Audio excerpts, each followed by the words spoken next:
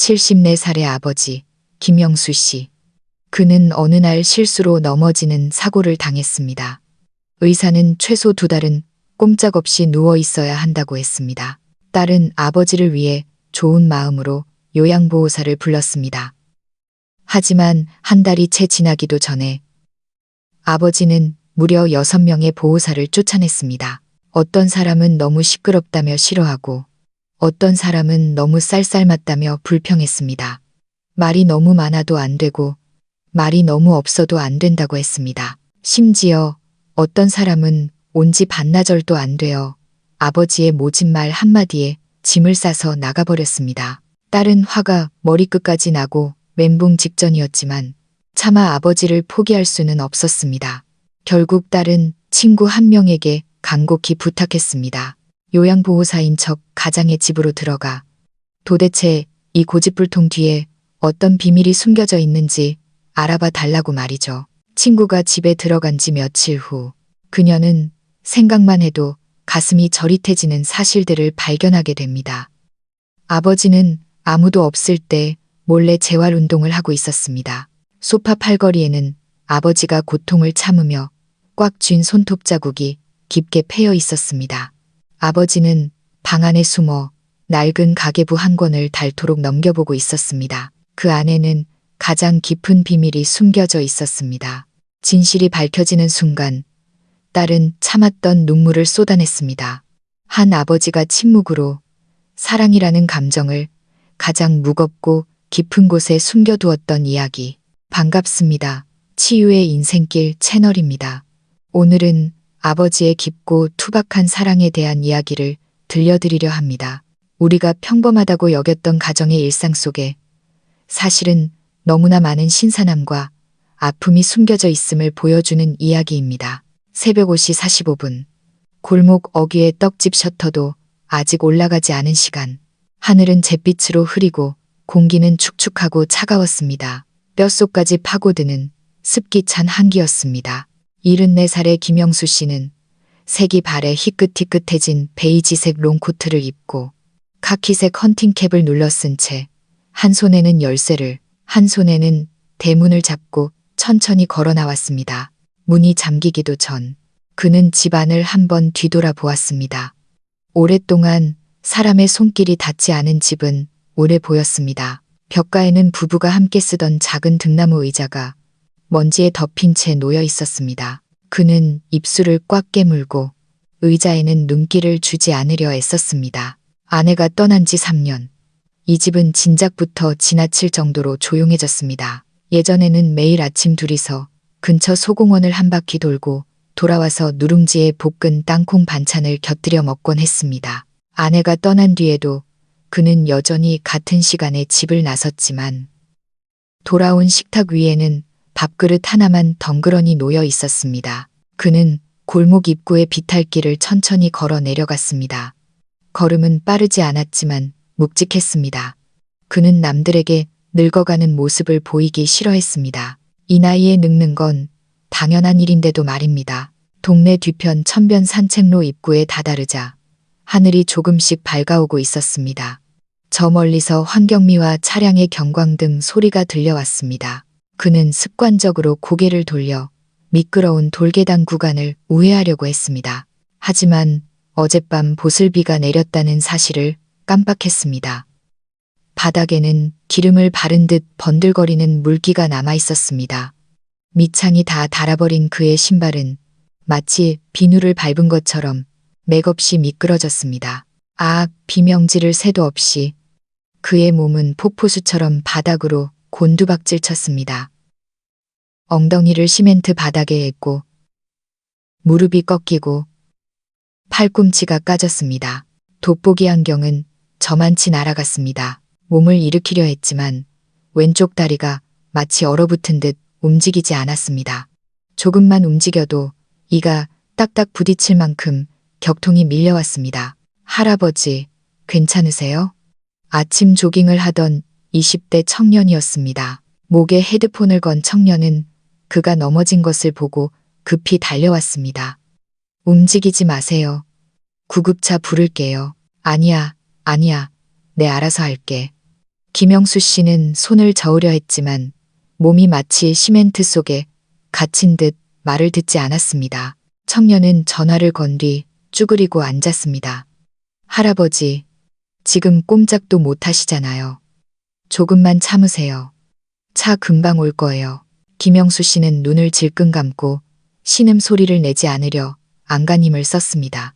그의 머릿속에는 오직 한 가지 생각뿐이었습니다. 제발 딸한테 연락이 가면 안 되는데, 또 걱정시킬 텐데. 구급차가 도착했습니다. 이른 새벽, 오래된 주택가, 골목의 정막을 찢는 사이렌 소리. 이웃들은 아직 꿈나라에 있을 시간이었지만 김밥집 여사장님만이 가게 문을 열다 말고 놀란 눈으로 쳐다보았습니다. 구급대원들이 노인을 들것에 싣는 모습이 보였습니다. 어머, 저거 김영감님 아니야. 아이고, 저 집 딸 며칠 전에 다녀갔는데. 구급차는 대학병원으로 질주했습니다. 김영수 씨는 식은땀으로 범벅이 된 채 누워 있었습니다. 구급차 안에 누워 있는 그 10여 분의 시간은 그의 인생에서 가장 비참한 순간이었습니다. 젊은 시절 배달 일을 하며 무거운 짐을 지고 오토바이로 빗길을 뚫고 물건을 나를 때는 끄떡없었는데 이제 늙어서 고작 산책로 둑방길에서 미끄러지다니. 딸 김지은 씨는 출근 준비가 한창이었습니다. 그녀의 집은 시내 반대편 신도시에 있었습니다. 아침 7시 30분에 아들을 학교에 데려다주고 8시까지 회사 회의에 참석해야 했습니다. 아들의 가방에 빵을 챙겨 넣던 중 휴대폰이 울렸습니다. 여보세요? 네, 안녕하세요. 김영수 환자분 보호자 되십니까? 지은 씨는 그 자리에서 얼어붙었습니다. 10분 뒤 그녀는 차 안에 앉아 있었지만 핸들을 잡은 손이 떨려 시동조차 걸지 못했습니다. 방금 전화기 너머로 들었던 말이 믿기지 않았습니다. 골절, 수술, 입원 관찰. 아버지는 평생 자식 앞에서 아프다는 소리 한 번 안 하신 분이었습니다. 그런데 낯선 사람에게 발견되어 길바닥에 쓰러져 있었다니. 병원 응급실에 도착했을 때 의사는 엑스레이 영상을 설명하고 있었습니다. 김영수 씨의 왼쪽 다리뼈가 부러져 티타늄 철심 고정 수술을 해야 한다고 했습니다. 수술 후 최소 2달은 혼자서 거동할 수 없다는 소견이었습니다. 지은 씨는 영상을 멍하니 바라보았습니다. 그녀의 머릿속에 떠오른 건 병원비도 수술 위험도 아니었습니다. 잔인한 현실적인 문제였습니다. 아빠가 혼자 생활할 수 없다. 의사는 전문적이고 냉정한 어조로 말했습니다. 연세가 있으셔서 수술 후 관리가 까다롭습니다. 24시간 간병인을 쓰시는 게 좋겠습니다. 지은 씨는 고개를 끄덕였다가 다시 가로저었습니다. 아무 말도 나오지 않았습니다. 병실로 들어가 침대에 누워있는 아버지를 보자 코끝이 찡해졌습니다. 나 괜찮다. 그런 표정 짓지 마라. 김영수 씨는 여전히 퉁명스러웠습니다. 괜찮긴 뭐가 괜찮아. 다리가 부러졌는데 아직도 고집이야? 지은 씨가 다가가 아버지의 손을 잡았습니다. 김영수 씨는 씩 웃어 보이려 했지만 통증 때문에 얼굴이 일그러졌습니다. 늙은 뼈라 그래. 살짝 넘어진 것뿐이다. 죽은 사람 보듯이 쳐다보지 마라. 지은 씨는 대꾸하지 않았습니다. 침대 끄트머리에 기대 앉아 말없이 아버지를 바라보았습니다. 그녀는 아버지의 저 성격을 너무나 잘 알았습니다. 마음이 아플수록 입은 거칠어지고 무서울수록 아무렇지 않은 척한다는 것을. 문득 아버지가 혼자 지낸 시간이 너무 길었다는 생각이 들었습니다. 아버지를 병실에 안정시킨 후 지은 씨는 복도 창가로 나가 전화를 돌렸습니다. 먼저 남편 성민에게 전화를 걸었습니다. 수화기 너머로 김밥집 주방의 냄비 달그락거리는 소리가 들렸습니다. 장인어른 어떠셔? 많이 다치셨어? 골절이래. 의사 선생님 말로는 최소 2달은 누워 계셔야 한대. 그럼 누가 돌봐? 성민은 잠시 뜸을 들이다 물었습니다. 지은 씨는 말문이 막혔습니다. 성민이 대답을 기다리지 않고 다시 말했습니다. 일단 간병인을 써야 하지 않을까? 나 알잖아. 아침 7시부터 학교 가서 시험 감독해야 하고 당직이라 도저히 뺄 수가 없어. 지금 학기 말이라 생기부 정리하고 학부모 상담하느라 정신없는 거 알잖아. 알아. 지은 씨가 힘없이 대답했습니다. 아. 그리고 우리 어머니 며칠 전에 허리 삐끗하신 거 아직 안 나으셨잖아. 나도 몸이 10개라도 모자라. 지금 우리 아빠 돌볼 사람 없다고 선 긋는 거야. 지은 씨의 목소리가 낮지만 날카로워졌습니다. 아니, 그런 뜻이 아니라 현실적으로 다들 시간 내기가 힘들다는 거지. 나도 직장 다니잖아. 여보, 나도 챙겨야 할 아들도 있고. 두 사람 사이에 침묵이 흘렀습니다. 전화기가 마치 벽처럼 느껴졌습니다. 결국 성민이 먼저 입을 열었습니다. 일단 알아봐봐. 노인장기 요양보험 신청하면 등급 나올 거야. 당신 회사 임원이잖아. 가족 돌봄 휴가 같은 거 없어?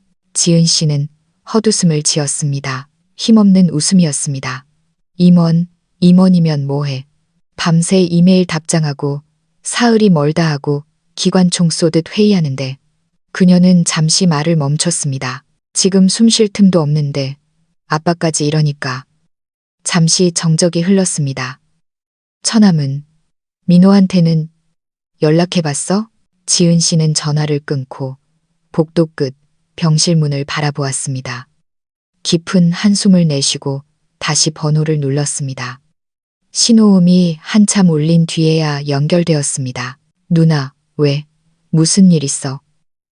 아빠 다리 부러지셨어. 병원에 계셔.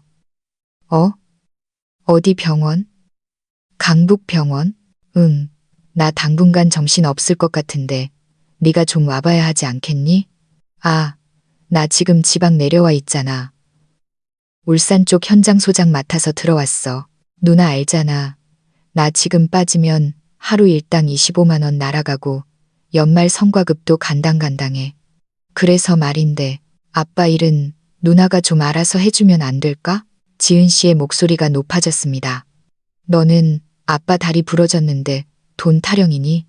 그럼 나 혼자 다 짊어지라는 거야? 전화기 너머가 조용해지더니 동생이 기어가는 목소리로 말했습니다. 누나, 내가 안 돕겠다는 게 아니라 진짜 사정이 있어서 그래. 너만 사정 있니? 엄마 아플 때도 너는 바쁘다고 했고 아빠 병원 들락거릴 때도 넌 항상 바빴어. 나는 뭐 한가해서 이러는 줄 알아? 나도 회사 다니고 애 키우고 집안일해. 너 혼자 밖에서 돈 번다고 유세 떨지 마. 내가 언제 유세 떨었어. 나도 먹고 살려고 발버둥 치는 거잖아. 민호의 목소리가 굵어졌습니다. 지은 씨는 더 듣지 않고 전화를 끊어버렸습니다. 손가락 끝이 파르르 떨렸습니다. 병실로 돌아왔을 때 아버지는 눈을 감고 자는 척하고 있었습니다. 지은 씨는 아버지가 다 들었다는 걸 알았습니다. 아버지의 늙은 귀는 레이더보다 더 밝으니까요. 다들 바쁘지? 아버지가 툭 던지듯 물었습니다. 김영수 씨는 눈을 뜨지 않았습니다. 입가에 씁쓸한 미소가 스쳤습니다. 내가 말했잖아. 내 몸 내가 알아서 한다고. 지금 다리가 부러졌는데 어떻게 혼자 해요? 밥은, 화장실은, 오줌통은 누가 비우고. 아버지는 대답이 없었습니다. 지은 씨는 한참 동안 아버지를 내려다보다가 입을 열었습니다. 목소리는 작았지만 단호했습니다. 걱정 마세요. 제가 방법 찾아볼게요. 김영수 씨가 고개를 돌려 딸을 보았습니다. 미간을 찌푸리며 뭔가 말하려다가 삼키는 표정이었습니다. 누구한테 기대려고 하지 마세요. 제가 할 수 있는 선에서 최대한 알아서 할 테니까. 지은 씨는 옷소매 끝을 만지작거리며 덧붙였습니다.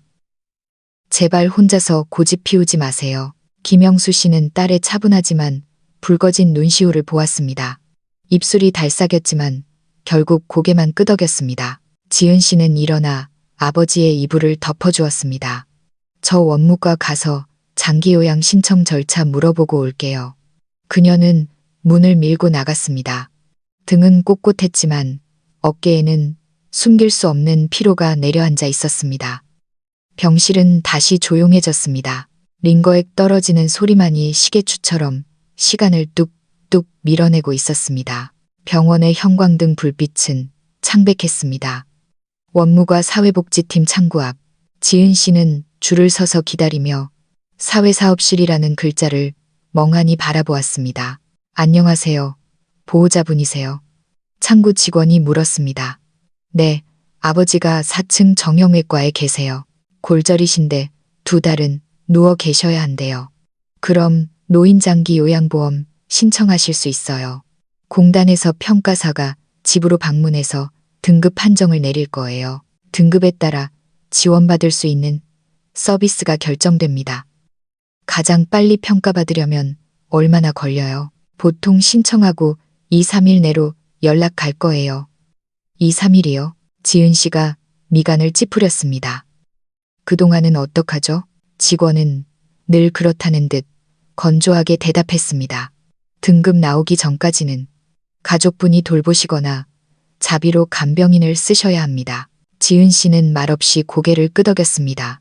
인터넷으로 찾아봐서 알고는 있었지만 막상 닥치니 모든 절차가 넘어야 할 산처럼 느껴졌습니다. 이틀 후 공단 평가사가 집으로 찾아왔습니다. 집안 환경을 둘러보고 생활 능력을 묻고 악력과 균형 감각을 측정했습니다. 아버지의 얼굴은 흑빛이었습니다. 한마디도 제대로 대답하려 하지 않았습니다. 어르신께서 답변을 꺼리시면 관찰 점수로만 평가할 수밖에 없습니다. 평가사의 말투는 정중했지만 직업적인 권태가 묻어났습니다. 그는 클립보드에 무언가를 슥슥 적어 내려갔습니다. 사람을 이해하려기보다 빈칸을 채우는 작업 같았습니다. 김영수님은 현재 장기 요양 2등급으로 예상됩니다. 하루 최대 3시간 방문 요양 서비스를 받으실 수 있습니다. 3시간이요? 지은 씨가 되물었습니다. 3시간 동안 뭘 할 수 있는데요? 식사, 목욕, 투약, 보조, 위생관리. 다 가능합니다만 시간은 정해져 있습니다. 초과되는 시간은 전액 본인 부담입니다. 지은 씨는 깊은 숨을 내쉬었습니다. 더 묻지 않았습니다. 사흘 뒤 요양센터에서 첫 번째 요양보호사를 보내왔습니다. 50대 중반의 여성으로 요양병원에서 10년 넘게 일했다고 자신했습니다. 걱정 마세요. 제 부모님 모시듯 싹싹하게 할게요. 지은 씨는 고개 숙여 감사 인사를 하고 출근했습니다. 2시간 후 전화가 울렸습니다. 보호자님, 아버님이 제가 몸에 손대는 걸 너무 싫어하세요. 세수도 혼자 하겠다고 고집 피우시고 혹시 제가 뭘 잘못했나 싶어서요. 와보셔야 할 것 같아요. 지은 씨가 부랴부랴 집에 갔을 때 아버지는 거실 소파에 앉아 지팡이를 꽉 쥐고 있었습니다. 얼굴에는 불만이 가득했습니다. 세수도 시켜주고 약도 발라준다는데 왜 못하게 해요? 저 여자 너무 시끄러워. 주방에서 덜그럭거리고 목소리는 또 왜 저렇게 커? 내가 쉴 수가 없잖아. 도와주러 오신 분이잖아요. 아빠 해코지하러 온 게 아니라고요. 지은 씨는 화를 억누르며 말했습니다. 내가 오라고 했냐?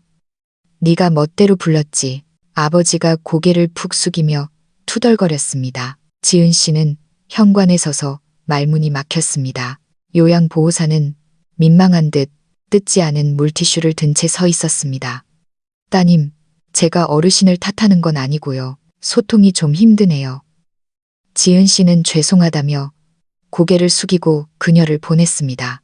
그 후 2주 동안 지은 씨는 업체를 3번이나 바꿨습니다.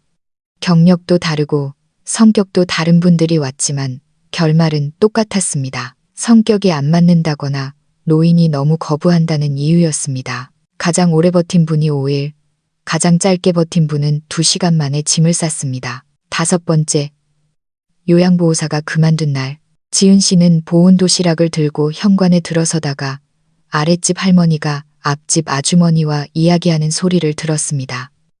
위층 김영감, 왜 저러나 몰라.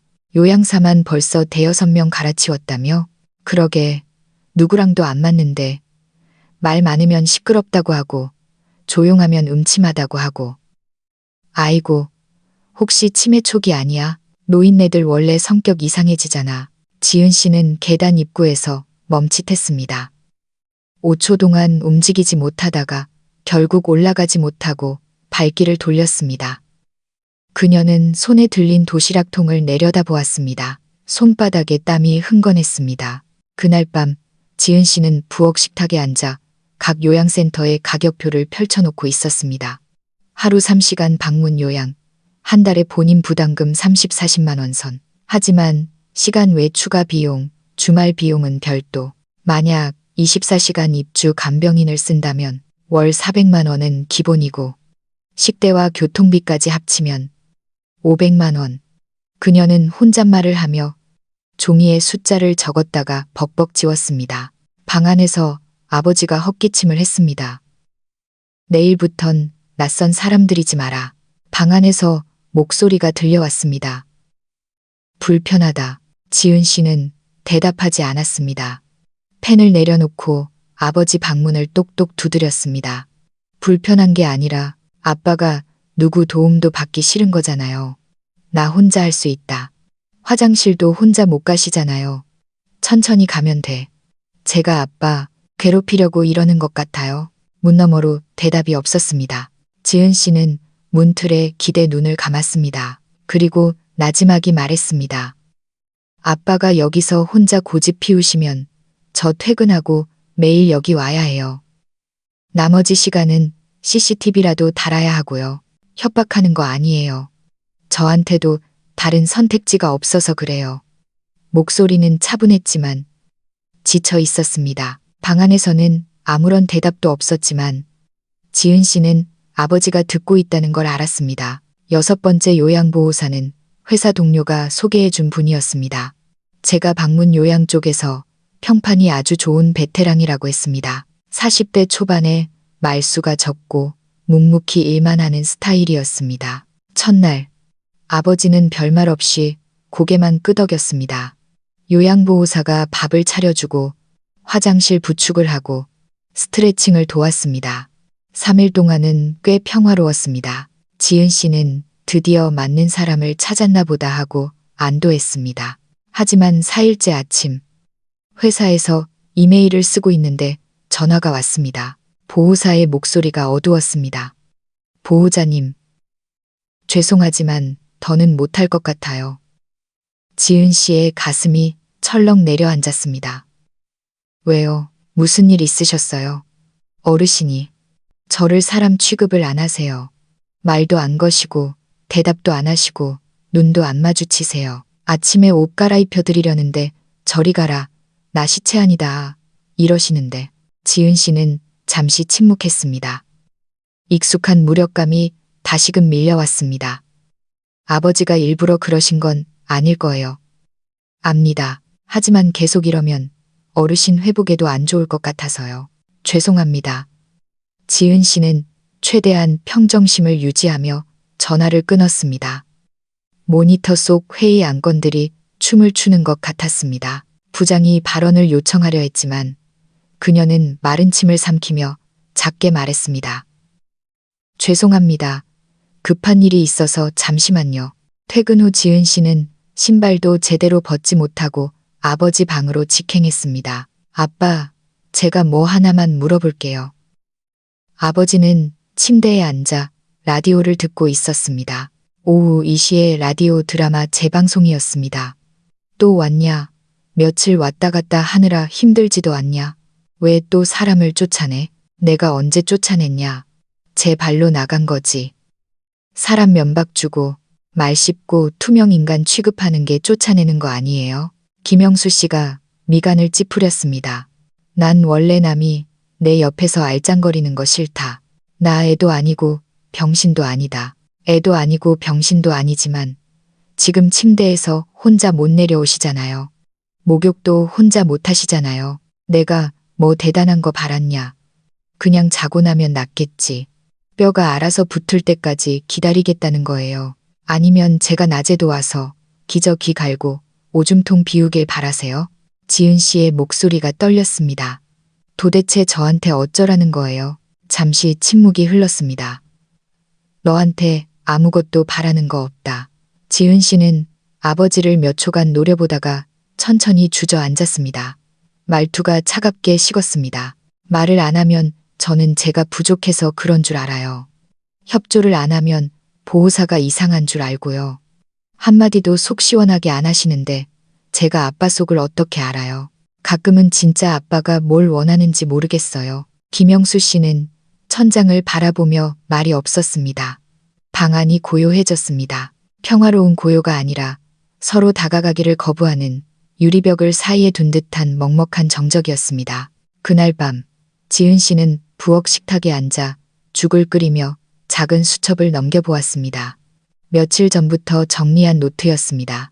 요양시간, 비용 스케줄, 환불 규정, 심지어 기저귀와 약값까지 10원 단위로 적혀 있었습니다. 그녀는 빼곡한 글씨들을 보며 문득 자신이 보이지 않는 적과 싸우고 있다는 생각이 들었습니다. 싸움조차 되지 않는 벽에 대고 소리치는 기분.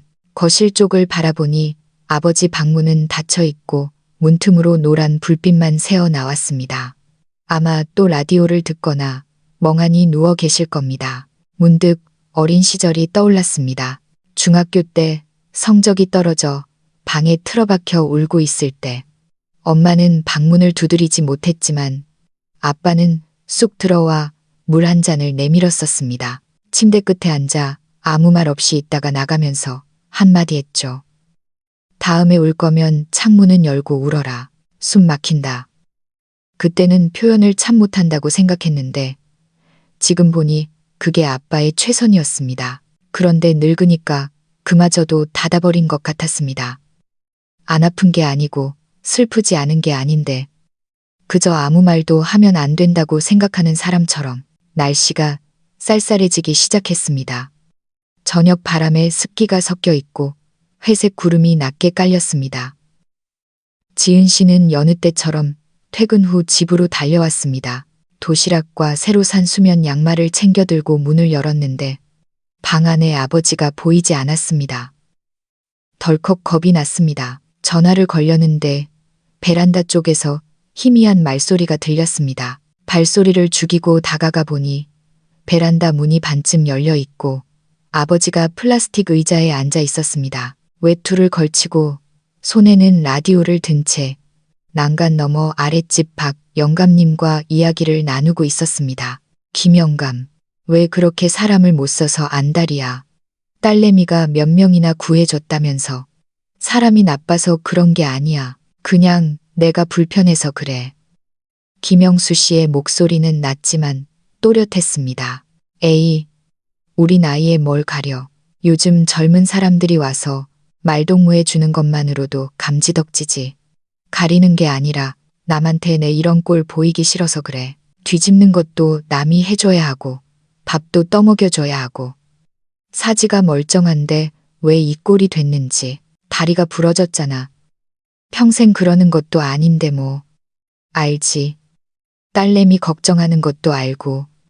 근데 걔가 매일 새가 빠지게 일하고 와서 내 간병비까지 되는 걸 생각하면 마음이 편치 않아. 그렇다고 뼈를 의지력으로 붙일 수는 없잖아. 객기 부리는 거 아니야. 김영수 씨가 잠시 말을 멈췄습니다. 그냥 짐이 되기 싫은 거야. 자식인데 무슨 짐이야. 자네는 몰라. 그가 낮게 읊조렸습니다. 난 걔가 매일 퇴근하고 헐레벌떡 뛰어와서 눈밑이 태폐진 걸 봐. 가끔 부엌에서 파 썰면서 다리가 후들거리는 게 내 눈에는 다 보여. 근데 아무 말도 안 하잖아. 내가 빨리 낫지 않으면 걔는 영영 나한테 발목 잡혀 살 거야. 박 영감님은 한숨을 내쉬었습니다. 에휴, 자네는 늙어서도 남 생각만 하네. 남 생각하는 게 아니야. 버림받을까봐 무서워서 그러지. 김영수 씨의 목소리는 너무 작아서 바람에 흩어질 것 같았습니다. 지은 씨는 문 뒤에 서서 발이 땅에 박힌 듯 움직일 수 없었습니다. 그 지독한 고집과 침묵 뒤에 이런 마음이 숨겨져 있었을 줄이야. 그녀는 뒷걸음질 쳐 조용히 문을 닫고 부엌으로 들어갔습니다. 아무것도 못 들은 척. 그날 저녁 아버지가 먼저 입을 열었습니다. 저녁은 내가 데웠다. 너 손대지 마라. 이미 다 해놨어요. 국만 드세요. 지은 씨는 등을 돌린 채 국을 펐습니다. 국 뜨겁다. 천천히 먹어라. 반찬이 너무 많아서 남겼는데 내일 도시락 싸가라. 지은 씨는 대꾸하지 않고 식탁에 앉아 국물을 떠먹었습니다. 그러다 불쑥 말했습니다. 아빠, 제가 하루에 밥 얼마나 먹는지 아세요? 냉장고에 유통기한 지난 반찬 하나라도 있어요? 김영수 씨가 멈칫했습니다. 아빠가 쫓아낸 요양보호사가 몇 명인지 아세요? 그분들도 다 누군가의 부모고 자식인데 억울하지 않겠어요? 일부러 그런 건 아니다. 아버지가 고개를 돌려 딸을 보았습니다. 일부러 그런 게 아니면 일부러 꾹 참고 혼자 다 하려고 하신 거예요? 그러면서 아무 말도 안 하고? 지은 씨가 숟가락을 내려놓았습니다. 표정이 복잡하게 일그러졌습니다. 제가 얼마나 무서운지 아세요? 아빠 혼자 있다가 넘어질까봐, 아픈데 말 안 할까봐, 끝까지 버티다가 더 큰일 날까봐. 김영수 씨의 입술이 떨렸습니다. 바람 빠지는 소리처럼 작게 말했습니다. 나는 내 짐이 되기 싫었다. 지은 씨의 목을대가 울렁거렸지만 꾹 참았습니다. 아빠는 이미 짐이에요. 공기가 순간 멈췄습니다. 옛날부터 그랬어요. 말도 없고 고집세고 뭐든 혼자 하려고 하고 속사정 절대 얘기 안 하고 엄마 아플 때도 아무렇지 않은 척하면서 밤새 인터넷 뒤지고 암 환자 식단 찾았잖아요. 그때 아빠 화장실에서 몰래 우는 거 보고 알았어요. 아빠도 무서워한다는 거. 그녀의 목소리가 젖어 들어갔습니다. 아빠는 내 아버지지 전사가 아니라고요. 방 안은 바늘 떨어지는 소리가 들릴 만큼 고요했습니다. 김영수 씨는 식탁 모서리를 꽉 잡고 있었습니다. 내가 날 잘 모르는구나. 그가 낮게 말했습니다. 맞아요. 지은 씨가 한숨처럼 내뱉었습니다. 저 진짜 아빠 몰라요. 근데 매일 알려고 노력해요. 매일 무서워요. 아빠를 이해할 기회조차 잃어버릴까봐. 말을 마치고 그녀는 국을 한 그릇 덮어서 아버지 앞에 놓았습니다. 천천히 드세요. 국은 아빠 잔소리 안 하니까.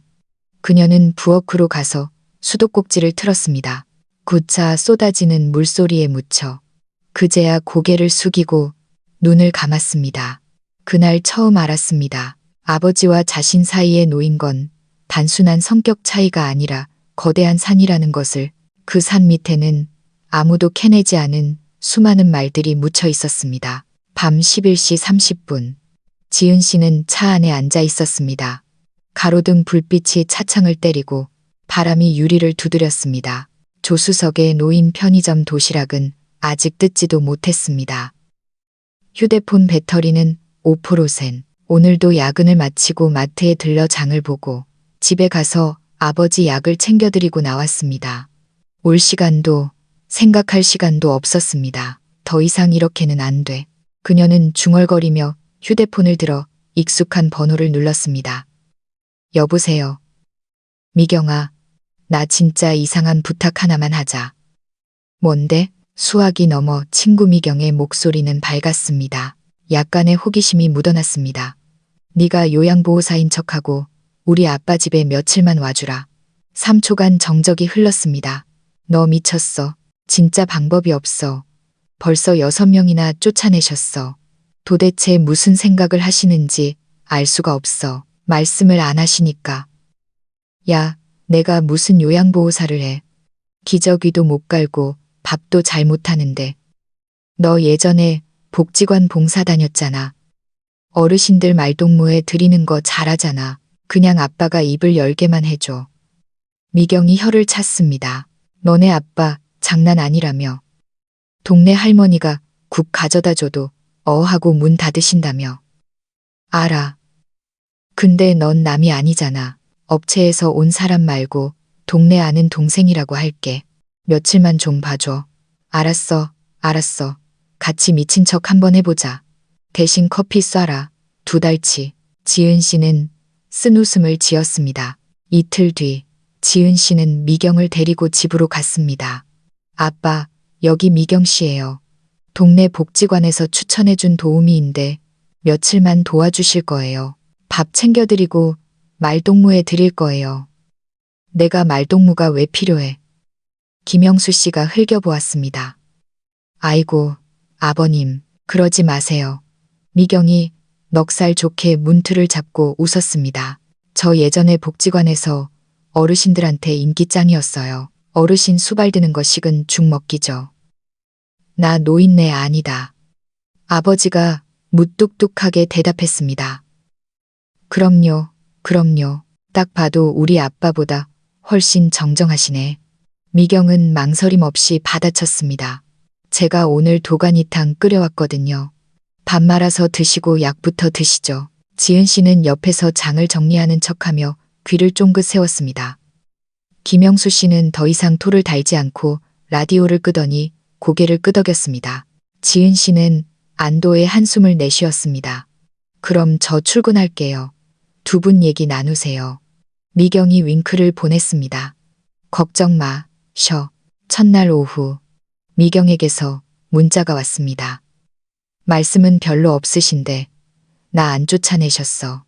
내가 한 밥도 드셨고 근데 좀 짜다고 투덜대시더라. 내가 보기엔 때때래야. 둘째 날 책 읽어드렸더니 2페이지 듣다가 주무시는 척하네. 옛날에 자식들한테도 동화책 읽어줬다고 하시더라. 0.3초 정도 웃으셨음. 셋째 날 오늘 나한테 예전에 어디서 일했냐고 물어보심. 편의점 알바했다니까. 안 됐네. 하루 종일 서 있으면 허리 끊어지는데 이러시네. 걱정해 주신 거 맞지? 지은 씨는 문자를 보며 가슴 한구석이 따뜻해졌습니다. 아버지는 불통의 아이콘이 아니었습니다. 그저 낯선 사람에 대한 경계심이 강했을 뿐 아버지가 원한 건 극진한 수발이 아니라 자신의 말을 들어줄 사람, 자신을 제도나 일거리로 대하지 않는 사람이었습니다. 어쩌면 돌봄받는 과정이 자신이 자식의 발목을 잡는 짐처럼 느껴지지 않기를 바랐는지도 모릅니다. 그날 밤 지은 씨는 야근 중에 미경에게 문자를 보냈습니다. 아빠가 내 얘기는 안 해? 잠시 후 답장이 왔습니다. 너 어릴 때 고집 제일 셌는데 제일 든든했다고 하심. 근데 너 너무 고생하는 거 싫대. 사람이 늙으면 아픈 게 무서운 게 아니라 자식까지 늙게 만드는 게 무섭대. 지은 씨는 그 문장을 뚫어지게 바라보았습니다. 눈시울이 뜨거워졌습니다. 그녀는 의자에 기대 천장을 올려다보았습니다. 평생 아버지에게 들은 건 지시, 침묵, 그리고 잔소리뿐이었습니다. 그런데 남의 입을 통해 너를 생각하고 있다는 말을 듣게 될 줄이야. 아픈 게 무서운 게 아니라 너까지 끌고 들어갈까봐 무섭다. 그 말이 둔탁한 칼처럼 가슴을 파고들었습니다. 그날 점심, 날씨가 갑자기 더워졌습니다. 미경이 빨래를 거들어 갔다가 부엌 식탁에 웅크리고 앉아 무언가를 열심히 적고 있는 김영수 씨를 발견했습니다. 스프링 노트였습니다. 아버님, 뭐 하세요? 김영수 씨가 화들짝 놀라 노트를 뒤로 숨겼습니다. 아이고, 깜짝이야. 아니야, 그냥 가계부 쓰는 거야. 에이, 아버님 알뜰하신 거 딱 티나요. 어제 남은 갈비찜 2끼에 나눠 드시는 거 보고 알았죠. 남의 집 일에 신경 꺼. 그가 입을 삐죽거리며 일어나려 했습니다. 신경 끄는데 궁금하잖아요. 미경이 웃으며 식탁 위에 놓인 작은 수첩을 집어들었습니다. 펼치지는 않고 살짝 내밀었습니다. 이거 누가 알까봐 그러시는 거죠. 따님이 아버님한테 돈 얼마나 썼는지 알까봐. 김영수 씨가 수첩을 받아 들었습니다.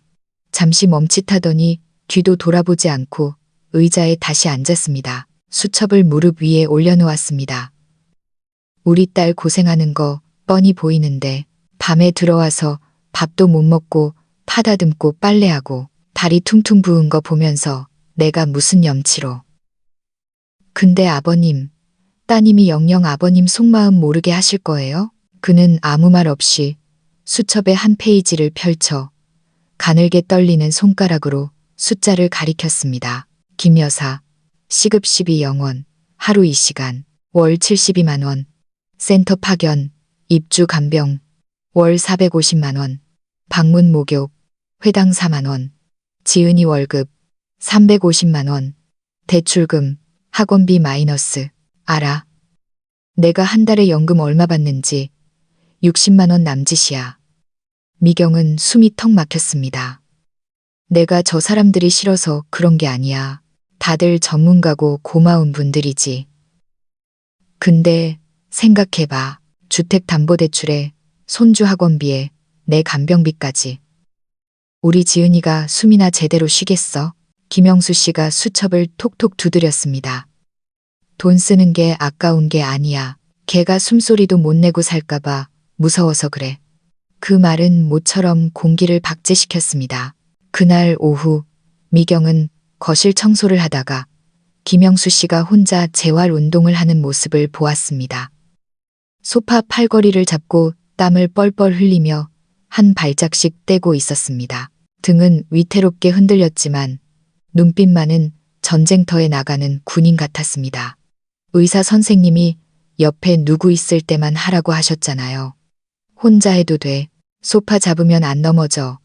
따님이 알면 속상해해요. 아버님, 이렇게 무리하시는 거 알면 내가 일부러 사람 쫓아내려고 쇼하는 줄 알겠지. 반은 맞잖아요. 김영수 씨는 대답하지 않고 묵묵히 다리를 옮겼습니다. 미경은 청소를 마치고 지은 씨에게 문자를 보냈습니다. 아버님, 오늘 몰래 재활 운동하심. 가계부도 봤어.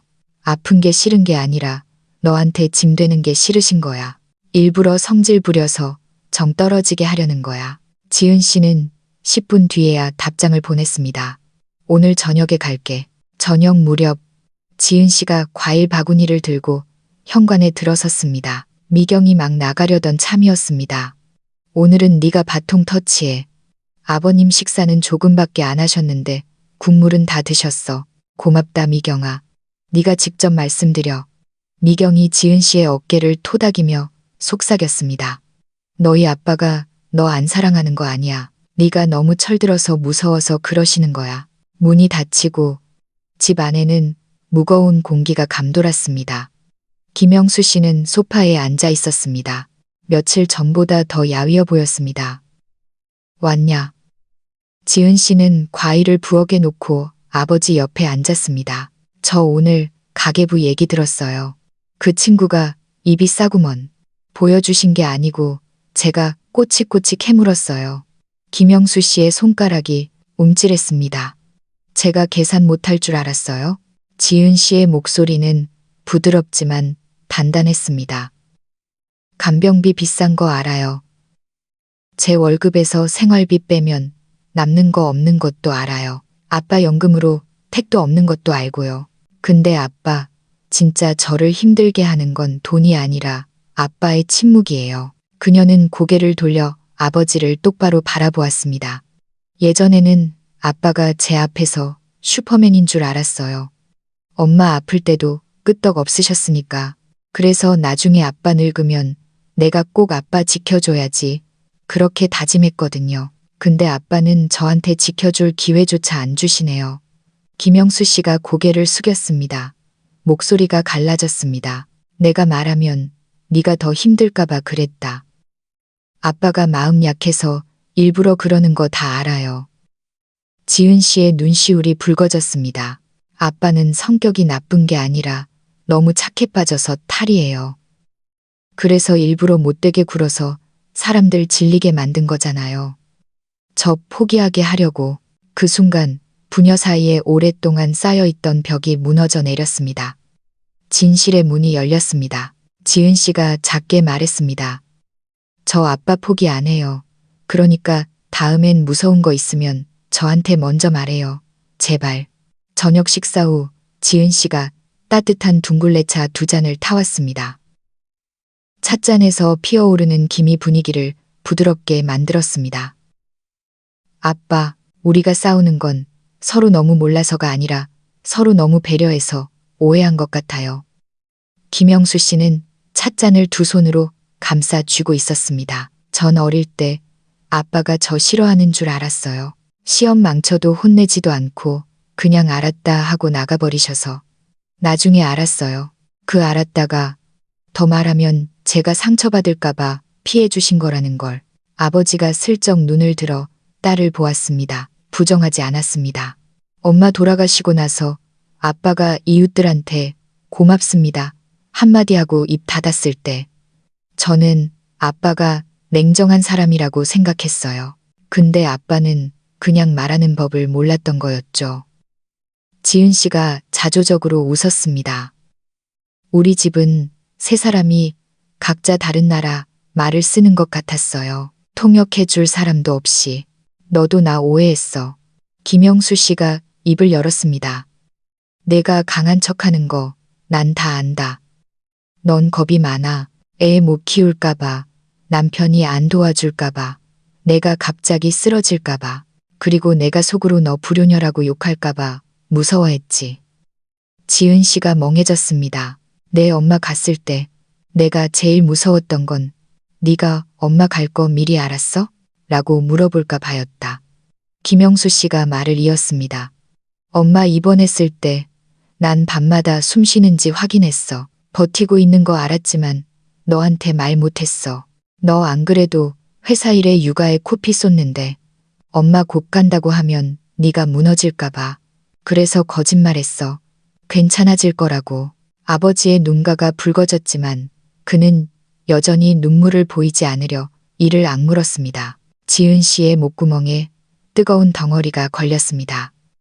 우리 너무 늦게 얘기하는 것 같죠? 한참 뒤에야 김영수 씨가 나지막이 말했습니다. 늦게라도 하는 게 안 하는 것보단 낫지. 다음 날 아침 지은 씨는 일찍 일어나 시장에 갔습니다. 닭집 앞에서 토종닭 한 마리와 황기를 샀습니다. 아버지가 좋아하는 삼계탕을 끓일 생각이었습니다. 주인 아주머니가 닭을 손질하며 말을 걸었습니다. 요즘 보기 드문 효녀네. 아침부터 아빠 밥 해드린다고 장을 다 보고. 지은 씨는 옅은 미소를 지었습니다. 효녀 아니에요. 그냥 서로 불쌍해서 챙기는 거죠. 집으로 돌아오는 길 아침 햇살이 눈부셨습니다. 현관문을 열자 부엌에서 구수한 냄새가 났습니다. 지은 씨는 눈을 의심했습니다. 김영수 씨가 싱크대 앞에 서서 가스레인지 위냄비를 저으며 서 있었습니다. 머리에는 수건을 두르고 앞치마까지 한 모습이 옛날 엄마의 뒷모습과 겹쳐 보였습니다. 아빠, 다리도 불편하신데 뭘 하시는 거예요? 아버지가 뒤도 안 돌아보고 대답했습니다. 김치찌개 끓인다. 돼지고기 숭덩숭덩 썰어 넣고 내가 연습 좀 했다. 와, 살다 보니 아빠가 해주는 찌개를 다 먹어보네요. 지은 씨가 다가가 아버지의 허리를 살짝 감싸 안았습니다. 진작 이런 실력 보여주셨으면 제가 간병비 굳었을 텐데. 시끄러워, 국물이나 떠봐. 아버지가 퉁명스럽게 말했지만 입꼬리는 올라가 있었습니다. 식탁에 마주 앉아 밥을 먹으며 지은 씨가 말했습니다. 아빠, 우리 서로 짐작만 하지 말고 앞으론 대놓고 얘기해요. 사람 마음이 원래 오해하라고 있는 거야. 말로 다 되는 게 아니지. 김영수 씨가 숟가락을 들며 덧붙였습니다. 그래도 뭐 노력은 해보자. 뭐부터 얘기할까요? 오늘 찌개 짰지. 미안하다.